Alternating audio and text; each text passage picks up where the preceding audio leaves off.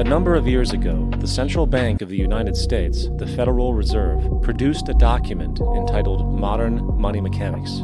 This publication detailed the institutionalized practice of money creation as utilized by the Federal Reserve and the web of global commercial banks it supports. On the opening page, the document states its objective.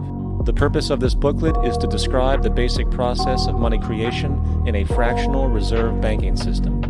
It then proceeds to describe this fractional reserve process through various banking terminology, a translation of which goes something like this. The United States government decides it needs some money, so it calls up the Federal Reserve and requests, say, $10 billion. The Fed replies, saying, sure, we'll buy $10 billion in government bonds from you. So the government takes some pieces of paper, paints some official-looking designs on them, and calls them treasury bonds. Then it puts a value on these bonds to the sum of $10 billion and sends them over to the Fed. In turn, the people at the Fed draw up a bunch of impressive pieces of paper themselves, only this time calling them Federal Reserve notes, also designating a value of $10 billion to the Fed. The Fed then takes these notes and trades them for the bonds.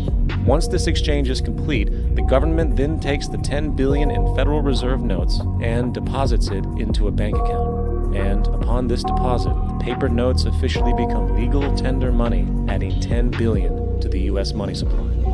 And there it is. $10 billion in new money has been created. Of course, this example is a generalization, for, in reality, this transaction would occur electronically, with no paper used at all. In fact, only 3% of the U.S. money supply exists in physical currency. The other 97% essentially exists in computers alone.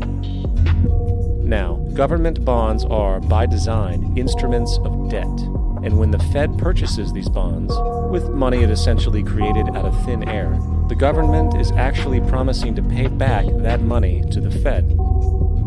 In other words, the money was created out of debt. This mind-numbing paradox of how money or value can be created out of debt or